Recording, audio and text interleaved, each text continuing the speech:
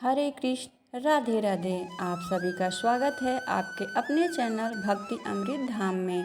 आप सभी का दिन शुभ और मंगलमय हो। आज का दिनांक है 17 मई और दिन है रविवार और ज्येष्ठ मास के शुक्ल पक्ष की प्रतिपदा है। आज सूर्योदय होगा सुबह 5:15 पर और सूर्यास्त होगा 6:38 पर। आज ब्रह्म मुहूर्त 3:52 से 4:45 तक रहेगा और राहु काल 5:19 से 6:57 तक रहेगा। प्रेम से बोलिए श्री लक्ष्मी नारायण भगवान की जय। प्रिय भक्तजनों, भगवान श्री हरि आपके और आपके पूरे परिवार को सभी कष्ट से दूर रखें और आप पर असीम कृपा बरसाएं। आइए अब सूर्य भगवान की कथा का श्रवण करते हैं। प्राचीन काल की बात है, किसी नगर में एक बुढ़िया रहती थी। वह हर रविवार को नियमित रूप से व्रत करती। इसके लिए रविवार के दिन वह सूर्योदय से पहले जागती, स्नान आदि से निवृत्त होकर आंगन की सफाई के लिए गोबर से लीपती। इसके बाद सूर्य भगवान की पूजा करती और फिर रविवार का व्रत कथा सुनकर भगवान सूर्य को भोग अर्पित करती। पूजन के बाद बूढ़ी औरत दिन में सिर्फ एक समय भोजन करती। सूर्य भगवान की कृपा से बुढ़िया को किसी प्रकार की चिंता और कष्ट नहीं थे। धीरे धीरे उसका घर धन्य धान्य से भर रहा था। उसको इतनी अच्छी स्थिति देख उसकी पड़ोसन उससे जलने लगी। बुढ़िया ने कोई गाय नहीं पाल रखी थी, तो वह आंगन लीपने के लिए पड़ोस से ही गोबर मांग लेती थी। पड़ोसन ने फिर अपने घर के गाय को भीतर बांध दिया। रविवार के दिन गोबर न मिलने के कारण बुढ़िया अपना आंगन नहीं लीप पाई। यह बात उसे अंदर ही अंदर दुखी कर देता। इसलिए उस दिन न तो वो सूर्य भगवान को भोग लगाई और न स्वयं भोजन किया। सूर्यास्त होने पर वह खुद को सजा देने लगी, भूखी प्यासी सो गई। अगले दिन सूर्योदय से पहले उस बुढ़िया की आँख खुली तो वह अपने आंगन में एक सुंदर गाय और बछड़े को देखकर हैरान रह गई। उसने खुशी खुशी गाय को आंगन में बांधकर जल्दी से उसे चारा खिलाया। पड़ोसन की जलन और बढ़ गई। तभी गाय ने सोने का गोबर दिया। गोबर को देखते ही पड़ोसन की आंखें फटी की फटी रह गई। पड़ोसन उस बुढ़िया से छिपकर फौरन गाय के पास गई और उसका गोबर उठाकर घर को ले आई। साथ ही अपनी गाय का गोबर वहां रख कर आई। सोने का गोबर पाकर पड़ोसन कुछ दिनों में धनवान हो गई। बुढ़िया के आंगन में गाय प्रतिदिन सूर्योदय से पहले सोने का गोबर किया करती थी। उस गोबर को पड़ोसन दिन में बुढ़िया से छिपाकर उठा ले जाती थी। काफ़ी दिनों के बाद बुढ़िया को सोने के गोबर के बारे में कुछ भी नहीं पता था। बुढ़िया हमेशा की तरह हर रविवार को सूर्यदेव का व्रत कर रही थी और कथा सुन रही थी। लेकिन जैसे ही पड़ोसन की चालाकी का पता सूर्य भगवान को चला, उन्होंने तेज आंधी चलाई। इस भयानक आंधी को देख बुढ़िया ने गाय को भीतर बांध दिया। फिर अगली सुबह बुढ़िया सोने के गोबर को देख हैरान रह गई। फिर बुढ़िया अपनी गाय को हमेशा भीतर बांधने लगी। सोने का गोबर पाकर बुढ़िया कुछ दिनों में धनवान हो गई। बुढ़िया के धनी होने पर पड़ोसन बुरी तरीके से जल भूनकर राख हो गई। पड़ोसन ने अपने पति को समझा बुझाकर राजा के पास भेज दिया। सुंदर गाय को देखकर राजा प्रसन्न हुआ। अगली सुबह गाय के सोने का गोबर देख राजा के होश उड़ गए। फिर राजा ने बुढ़िया से गाय और बछड़ा दोनों छीन लिया। अगली सुबह गाय के सोने का गोबर देखकर राजा के होश उड़ गए। फिर राजा ने बुढ़िया से गाय और बछड़ा दोनों छीन लिया। इसके बाद बुढ़िया की स्थिति फिर से दयनीय हो गई। बुढ़िया काफ़ी दुखी होकर सूर्यदेव से प्रार्थना करने लगी। भगवान सूर्य को भूखी प्यासी बुढ़िया पर दया आई। उसी रात भगवान सूर्य ने राजा को स्वप्न में कहा, हे राजन, बुढ़िया की गाय और बछड़ा उसे तुरंत लौटा दो, नहीं तो तुम पर संकटों का पहाड़ टूट पड़ेगा। तुम्हारे महल नष्ट कर दिए जाएंगे, सब कुछ खत्म हो जाएगा। सूर्य भगवान के स्वप्न से भयभीत राजा ने ने सुबह उठते ही गाय और बछड़ा बुढ़िया को लौटा दिया। साथ ही राजा ने बहुत सारे धन जेवर देकर बुढ़िया से अपनी गलती का प्रायश्चित करते हुए माफ़ी मांगा। इसके बाद राजा ने पड़ोसन और उसके पति की दुष्टता के लिए उसे दंड भी दिया। इस तरह राजा ने पूरे राज्य में घोषणा कराई कि सारे लोग रविवार का व्रत विधि पूर्वक से किया करें। इस व्रत करने से घर में धन धान की कभी कमी नहीं रहेगी। सभी ने व्रत को नियमित ढंग से पालन किया। राज्य में चारों ओर खुशहाली छा गई। स्त्री पुरुष के जीवन में खुशियां ही खुशियां रहने लगी। साथ ही सबके शारीरिक कष्ट भी दूर हो गए। बोलिए सूर्य नारायण भगवान की जय। अब सुनिए आज भगवान श्री राम की अनन्य भक्त सबरी की कहानी, जो सारे भक्त जन तक इस कथा को एकाग्र होकर सुनेंगे और दूसरे भक्त जनों को शेयर करेंगे, क्योंकि जेठ के महीने में भगवान श्री हरि विष्णु के अवतार भगवान श्री राम और भोलेनाथ के अवतार हनुमान जी की पूजा अर्चना की जाती है। शास्त्रों के अनुसार विष्णु जी की पूजा करने से समस्त सुखों की प्राप्ति होती है। जो भी व्यक्ति भगवान श्री हरि और विष्णु जी के अवतार की पूजा करता है, उसे कभी भी अपने जीवन में आर्थिक तंगी का सामना नहीं करना पड़ता। भोले शंकर के अवतार हनुमान जी बाबा कलयुग के देवता हैं, जो आज भी धरती पर विचरण करते हैं। हमारे बीच रहते हुए हमारे संकटों का नाश करके सुख समृद्धि का आशीर्वाद प्रदान करते हैं। भगवान का आशीर्वाद पाने के लिए जेठ के महीने में रोज सूर्य उदय होने से पहले उठकर स्नान करें। उसके बाद उदय होते ही सूर्य को अर्घ दे। अर्घ देते समय सूर्य भगवान के मंत्रों का जाप करके अपने उज्जवल भविष्य की कामना करें। उसके बाद भगवान श्री हरि विष्णु, भगवान श्री राम, हनुमान जी बाबा की कथा सुने। जेठ के महीने में पीपल, तुलसी, इनमें जल डालना बहुत ही शुभ होता है। जेठ के महीने में इन्हें सींचने के लिए जल के अंदर थोड़ा सा दूध मिलाएं और चीनी या मिश्री मिलाकर फिर जल को अर्पित करें। जेठ माह के द्वितीय तिथि पर आप सुनते हैं भगवान श्री राम की परम भक्त सबरी की कहानी। इस कथा का रामायण, भागवत, रामचरित, सूरसागर, साकेत आदि ग्रंथों में जिक्र मिलता है। तो प्रेम से बोलिए मर्यादा पुरुषोत्तम भगवान श्री राम की जय। सबरी एक भील की बेटी थी। वह पूर्व जन्म में एक रानी थी और उनका नाम था परमहंस। एक बार कुरुम के मेले में परमहंस रानी और राजा दोनों साथ गए हुए थे। राजा वहाँ पर शिविर लगा हुआ था, वहाँ कुछ दिन रहना था, इसलिए राजा और रानी परमहंस को साथ लेकर गए। तो वहाँ पर रानी एक दिन खिड़की से बाहर देख रही थी। तब की नज़र एक ऋषि के समूहों पर पड़ी, जो कि हवन कर रहे थे और साथ में मंत्रों का उच्चारण कर रहे थे। तो रानी को देखकर परम आनंद की अनुभूति हो रही थी। रानी का मन लग रहा था उन ऋषियों के बीच जाकर बैठूं और मंत्रों का उच्चारण करते हुए अग्नि को आहुति दूं।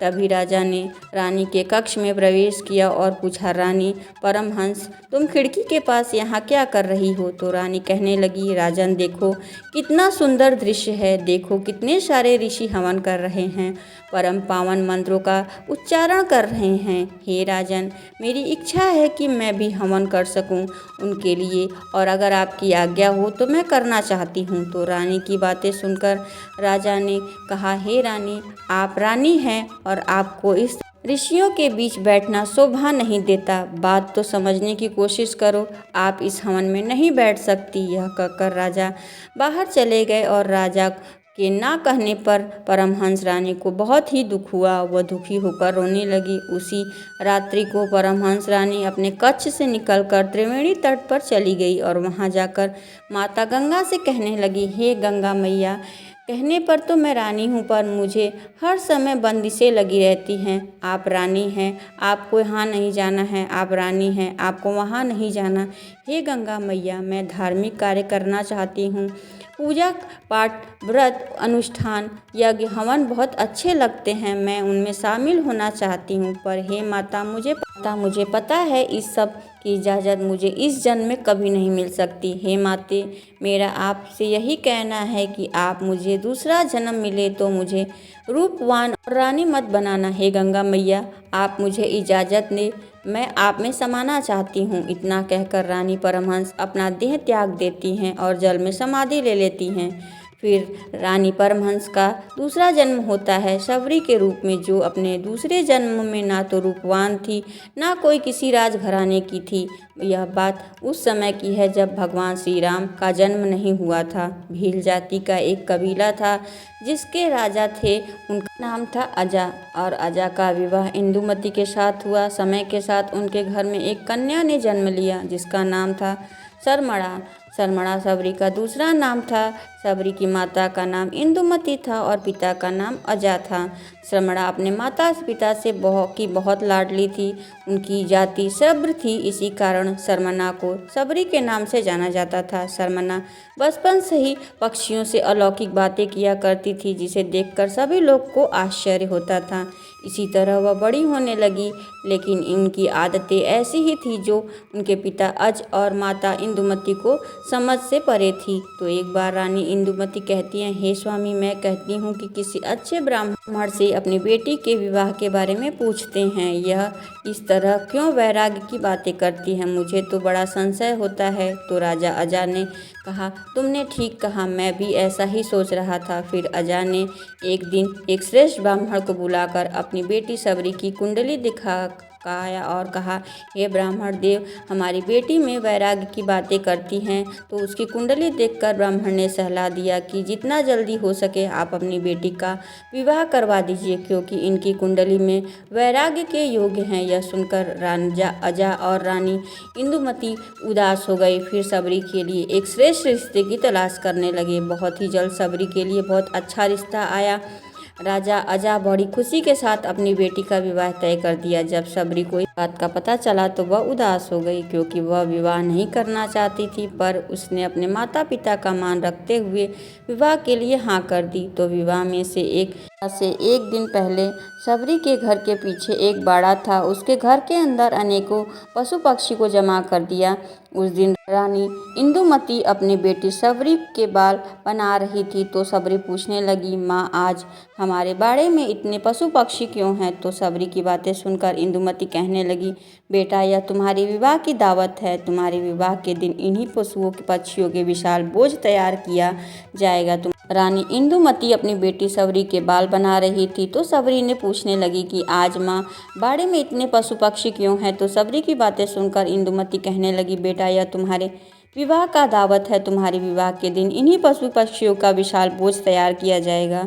तुम हमारी लाडली बेटी हो, तो तुम्हारे पिताजी इस मौके पर बहुत शानदार दावत आयोजन करने वाले हैं। तो अपनी माता की बातें सुनकर सबरी को बिल्कुल ही खुशी न हुई। उन्होंने अपने पशु पक्षी जान लेना अच्छा नहीं माना और मन ही मन सोचने लगी कि मेरे विवाह के लिए इतने जीवों का बलिदान होगा, मैं अपनी खुशी के लिए इन पशु पक्षी का बलिदान नहीं होने दूंगी। अगर विवाह के लिए इतने जीवों की बलि देना जरूरी है तो मैं विवाह नहीं करूंगी।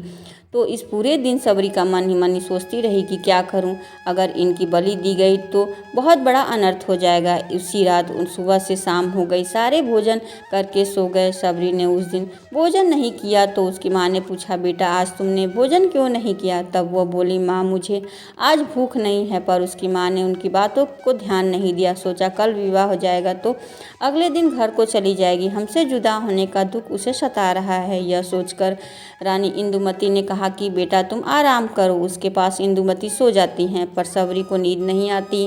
उसे तो एक ही दुख सता रहा था कि मेरी वजह से इतने निर्दोष की बलि दी जाएगी। तो आधी रात का समय होने पर सबरी ने सारे पशु पक्षी को आज़ाद कर दिया और फिर बंद करने लगी। तो किवाड़ की आवाज़ सुनकर वहाँ कोई जाग गया और सबरी से पूछा कि सबरी, तुम क्या कर रही हो? यह सुनकर सबरी तो डर गई और सोचने लगी कि जब मेरे माता पिता को इस बात का पता चलेगा तो वह ना जाने मुझे क्या कहेंगे। तो वह डर के मारे वहाँ से भाग निकली और भागते भागते ऋषि मुख पर्वत पर पहुंच गई। और उस वक्त 1000 ऋषि रहते थे, तो सबरी भी वहां छुपकर रहने लगी। वह रोजाना सुबह जल्दी उठती, ऋषियों के आश्रम में आने वाले पत्तों को साफ कर देती, हवन के लिए सूखी लकड़ियां काट कर रख देती और जलाशय से पानी डालकर वहां रख देती। तो कुछ दिनों तक ऋषियों को समझ में नहीं आता कि कौन है जो नित्य नियमों से हमारा सारा काम निपटा रहा है, कहीं कोई माया तो नहीं।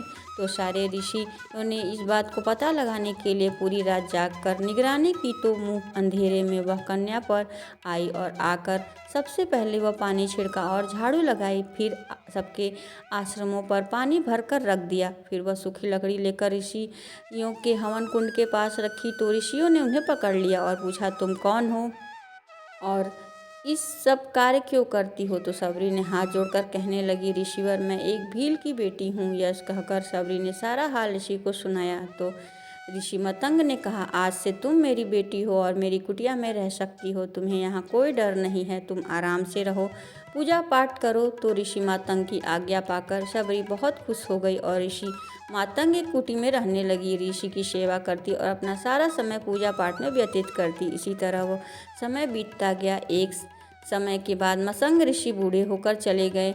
एक दिन मतंग ऋषि ने यह घोषणा कर दी कि अब मैं देह छोड़ना चाहता हूँ। यह सुनकर सबरी ने कहा, मैं एक पिता होकर मैं वहाँ छोड़कर आई थी और दूसरा पिता के रूप में आपको पाया। आज आप मुझे छोड़कर जाने की बात कर रहे हैं। मैं कहाँ जाऊँगी, क्या करूँगी? अब मेरा कौन ख्याल रखेगा? तो सबरी की बातें सुनकर ऋषि मतंग ने कहा, बेटी, तुम हमारी बात सही है, लेकिन तुम्हें चिंता करने की कोई आवश्यकता नहीं है। अब तुम्हारा ख्याल श्री राम रखेंगे। तो सबरी बड़ी सरलता से कहती है, राम कौन है और मैं उनके यहाँ कैसे ढूंढ पाऊँगी? मैं तो उनके अलावा किसी को नहीं जानती। तो ऋषि मतंग कहने लगे कि बेटी, तुम उनको खोजने की ज़रूरत नहीं है। तुम्हारा अपने हृदय में स्मरण करो और एक समय ऐसा आएगा कि श्री राम स्वयं चलकर तुम्हारी कुटिया में आएंगे। बस तुम सच्चे भाव से उनका स्मरण करती रहो।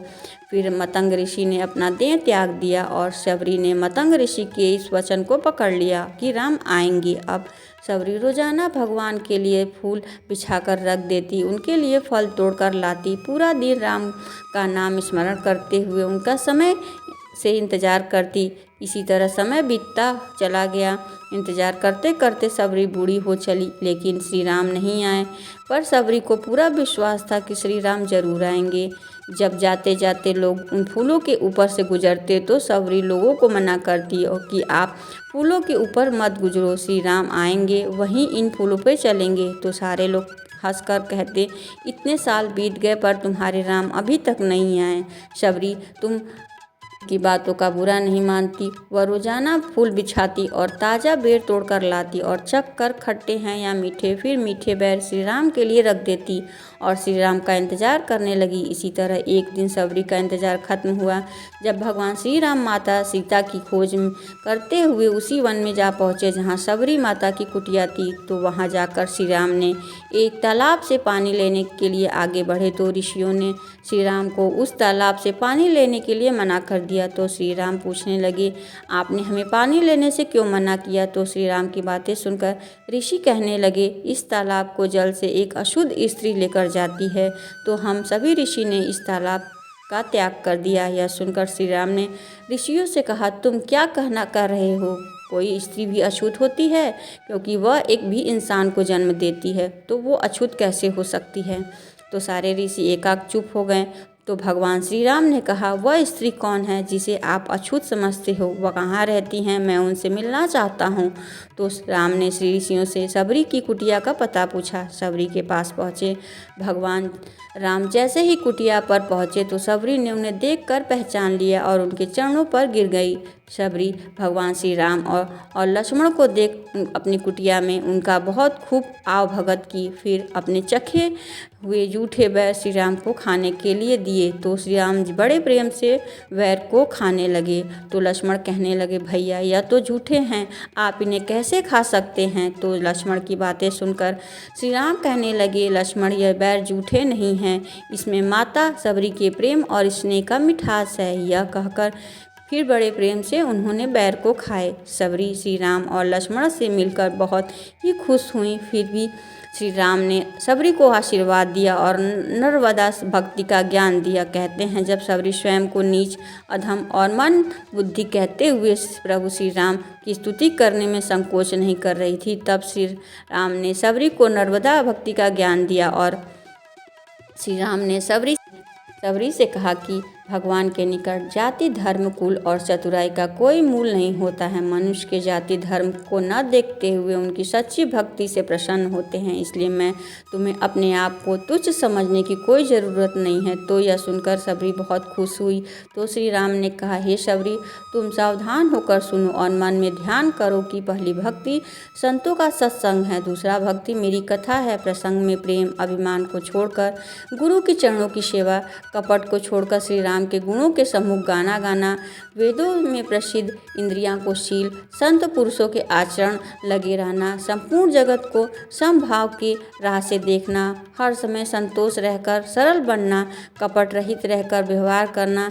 इसी तरह श्री राम ने नर्मदा भक्ति के 9 प्रकार के शबरी को बताए थे, जिसे सुनकर शबरी बहुत खुश हुई और श्री राम को अपने हृदय में स्मरण करते हुए अपने देह को त्याग दिया और स्वर्गलोक चली गई। बोलो श्री रामचंद्र की जय, शबरी मैया की जय। यह है शबरी माता की कथा। अब ज्येष्ठ मास के 16वें अध्याय का श्रवण करते हैं। भगवान श्री कृष्ण और सूर्य देवता के चरणों में, हे देव, अगर कहीं मन चंचल हुआ तो, अगर बाड़ी में असमय आया तो कृपा करके हमें क्षमा करें और हमारी तपस्या को स्वीकार करें। आप ही हमारे पथ के प्रकाश हैं और आपकी कृपा से यह यात्रा सार्थक बनी रहे। तो आइए अब कथा का श्रवण करते हैं। ज्येष्ठ मास में आज रसपान कीजिए भद्र ब्राह्मण की कथा तथा ज्येष्ठ मास में सूर्य मंदिर में दीपदान करने के फल के बारे में श्री ब्रह्मा जी बोले, हे विष्णु, जो श्रेष्ठ मास में सूर्य देव के मंदिर में दीप प्रज्वलित करता है उसे संपूर्ण यज्ञों का फल प्राप्त होता है। वह तेज में सूर्य के समान तेजस्वी होता है। अब मैं आपको भद्र ब्राह्मण की कथा सुनाता हूँ, जो समस्त पापों का नाश करने वाली है। उसे आप सभी सुनिए। प्राचीन काल में महिष्मती नाम की एक सुंदर नगरी में नाग शर्मा का एक ब्राह्मण रहा करता था। भगवान सूर्य की प्रसन्नता से उसके 100 पुत्र हुए। सबसे छोटे पुत्र का नाम भद्र था। वह सभी भाइयों में अत्यंत विलक्षण बुद्धिमान था। वह भगवान सूर्य के मंदिर में नित्य दीपक जलाया करता था। एक दिन उसके भाइयों ने उससे बड़े आदर से पूछा, भद्र, हम लोग देखते हैं कि तुम भगवान सूर्य को न कभी पुष्प, धूप, नैवेद्य आदि अर्पण करते हो और न ही ब्राह्मणों को भोजन कराते हो, केवल दिन रात मंदिर में दीप प्रज्वलित करते हो। इसमें क्या कारण है, हमें भी बताओ। अपने भाइयों की बातें सुनकर भद्र कहने लगा, भ्राता, इस विषय में आप लोग एक आख्यान सुनिए। प्राचीन काल में राजा इवाक्षु के पुरोहित महर्षि वशिष्ठ के थे। उन्होंने राजा इवाक्षु के सरयू तट पर सूर्य भगवान का एक मंदिर बनवाया। वे नित्य गंध पुष्प उपचारों से भक्ति पूर्वक भगवान सूर्य की पूजा करते थे और दीप प्रज्वलित करते थे। विशेषकर जेठ माह में भक्ति पूर्वक दीपोत्सव किया करते थे। तब मैं भी अनेक कुष्ठ रोग आदि से पीड़ित होकर उसी मंदिर के समीप पड़ा रहता था। जो कुछ मिलता उसी से पेट भरता और वहाँ के निवासी लोग मुझे रोगी और दीनहीन जानकर मुझे भोजन दिया करते थे। एक दिन मुझे चित विचार आया कि मैं रात्रि के अंधकार में इस मंदिर के स्थित सूर्य नारायण के बहुमूल्य आभूषण को चुरा लूं। ऐसा निश्चय कर मैंने उन भोजकों की निद्रा की प्रतीक्षा करने लगा। जब ये भोजक सो गए तब मैंने धीरे धीरे मंदिर में गया और वहाँ देखा कि दीप बुझ चुका है। तब मैंने अग्नि जलाकर दीप प्रज्वलित किया और उसमें घी डालकर प्रतिभा से आभूषण उतारने लगा। उसी समय देवपुत्र भोजक जग गए और मुझे हाथ में दीपक लिया और देखकर पकड़ लिया। मैंने भयभीत होकर विलाप करते हुए उनके चरणों में गिर पड़ा। दयावश उन्होंने मुझे छोड़ दिया, किंतु वहाँ घूमते हुए राजकुमार ने मुझे फिर बांध दिया। मुझसे पूछने लगे, अरे दुष्ट, तुम दीपक हाथ में लेकर मंदिर में क्या कर रहे हो? जल्दी बताओ। मैं अत्यंत भयभीत हो चुका था। उन राजपुरुषों के भय से तथा रोग के आक्रांत होने के कारण मंदिर में ही मेरे प्राण निकल गए। उसी समय भगवान सूर्य के गण मुझे विमान में बिठाकर सूर्यलोक ले गए और मैंने वहाँ एक कल्प तक सुख भोगा और एक उत्तम कुल में जन्म लेकर आप सबका भाई बना। बंधुओं ने यह श्रेष्ठ मास में भगवान सूर्य के मंदिर में दीप जलाने का फल है। यद्यपि मैं दुष्ट बुद्धि से आभूषण चुराने की दृष्टि से मंदिर में दीप जलाया था, फिर भी उसके फलस्वरूप इस उत्तम ब्राह्मण कुल में मेरा जन्म हुआ तथा वेद शास्त्रों में मैंने अध्ययन किया और मुझे पूर्व जन्म स्मृति हो गई और इस प्रकार उत्तम फल प्राप्त हुआ। दुष्ट बुद्धि से ही घी द्वारा दीपक जलाने का ऐसा श्रेष्ठ फल देखकर मैं नित्य भगवान सूर्य के मंदिर में दीप जलाता हूँ। भाइयों, मैंने श्रेष्ठ मास में यह दीप दान का संक्षेप महात्म आप लोगों को सुनाया है। इतनी कथा सुनकर श्री ब्रह्मा जी कहने लगे, विष्णु, दीप जलाने का फल भद्र ने अपने भाइयों को बताया। जो पुरुष सूर्य के नामों का जाप करता है और मंदिर के ज्येष्ठ महीने में दीप दान करता है, वो आरोग्य, धन, संपत्ति, बुद्धि, उत्तम संतान, जाति स्मरण को प्राप्त होता है। षष्ठी और सप्तमी को जो प्रयत्न पूर्वक सूर्य के मंदिर में दीपदान करता है, वह उत्तम फल में बैठकर सूर्य लोक को जाता है। इसलिए भगवान सूर्य के मंदिर में पूर्वक दीप प्रज्वलित करना चाहिए। प्रज्वलित दीपों को न बुझाएं और न ही उसका हरण करें। दीप हरण करने वाले अर्थात दीप चुराने वाले पुरुष अंधमूसक होते हैं और इस कारण कल्याण करने वाले पुरुष दीप प्रज्वलित करते हैं। कभी भी उनका हरण न करें। अब जानिए यमदूत और नरकीय जीवों के संवाद में सूर्य मंदिर में दीप दान करने और दीप चुराने के पुण्य पापों के परिणाम के बारे में श्री ब्रह्मा जी बोले, हे विष्णु, समय पर एक घोर नरक में पड़े हुए भूखे और दुखी और विलाप करते हुए जीवों से यमदूत ने पूछा, मुझे अब अधिक विलाप करने से क्या लाभ होगा? प्रवादवश में तुमने सबने अपनी आत्मा की उपेक्षा कर रखी है। पहले तो तुमने यह विचार नहीं किया कि इन कर्मों का फल आगे भोगना पड़ेगा। यह शरीर थोड़े ही दिनों तक रहने वाला है, विषय ही नाशवान है, यह कौन नहीं जानता। हजारों के बाद एक बार मनुष्य जन्म होता है। इनमें क्यों मूजन और भोगों की और दौड़ते हैं? वे पुरुष, स्त्री, गृह क्षेत्र आदि प्रयत्नशील रहते हैं, जिसमें आसक्त होकर अनेक दुष्कर्म कर डालते हैं और वह अपनी मूर्खता अपने हित में नहीं जानते हैं। वे नहीं जानते हैं कि सूर्य, चंद्र, काल और आत्मा ये सभी मनुष्य के शुभ और अशुभ कार्य कर्मों को देखते हैं, अर्थात साक्षी होते हैं। न केवल एक जन्म अपितु सैकड़ों जन्मों में भी पुरुष, स्त्री आदि के लिए जो भी कर्म किया जाता है उसे अच्छी तरह से यह जानते हैं। मोह की यह महिमा तो देखो कि नरक में भी ममता बनी रहती है। इस कारण परिणामों में भयंकर विषयों द्वारा आकृष्ट चित्त वाले मनुष्यों की बुद्धि परमात्मा तत्व की ओर नहीं जाती है। जिह्वा द्वारा भगवान सूर्य का नाम लेने में कौन सा श्रम है? मंदिर में दीप जलाने में भी अधिक श्रम नहीं पड़ता। फिर भी यदि मनुष्य को इतना भी नहीं हो सकता तो अब रोने और विलाप करने से क्या लाभ है? जैसे किया है वैसा फल ही मिला है। इसलिए पाप कर्म में कभी भी बुद्धि नहीं लगाना चाहिए। अगर कोई अज्ञान से पाप कर्म में हो जाए तो सूर्य भगवान की आराधना करे, जिससे सारे पाप नष्ट हो जाएं। जिससे ब्रह्मा जी बोले, यमदूत के ऐसे वचनों को सुनकर भूख से व्याकुल, प्यास से सूखे कंठ वाले, दुख से पीड़ित नागरिक जीव उनसे कहने लगे, साधु, हमने ऐसा कौन सा कर्म किया कि जिससे हमें ये नरक वास प्राप्त हुआ है? तब यह दुख कहने लगे, पूर्व जन्म के यौन के उद्वान से उन्मानित अभिभावकों के घी के भोग से भगवान सूर्य के मंदिर में दीप चुराया था। इसी कारण तुम्हें घोर नरक में प्राप्ति हुई है। श्री ब्रह्मा जी बोले, अच्युत, मैंने सूर्य के मंदिर में दीपदान के पुण्य तथा दीप हरण करने वाले दुष्परिणामों का वर्णन किया है। दीपदान करने वाले तो सर्वाग्र ही उत्तम फल मिलता है, परंतु सूर्य नारायण के मंदिर में से विशेष फल है।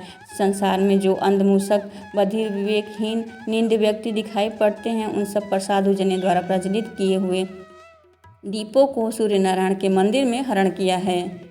ज्येष्ठ मास का यह 16वां अध्याय कथा यहीं पे समाप्त होता है। अगर हमारे द्वारा कथा सुनाई गई अच्छी लगती है तो वीडियो को लाइक, सब्सक्राइब अवश्य करिएगा।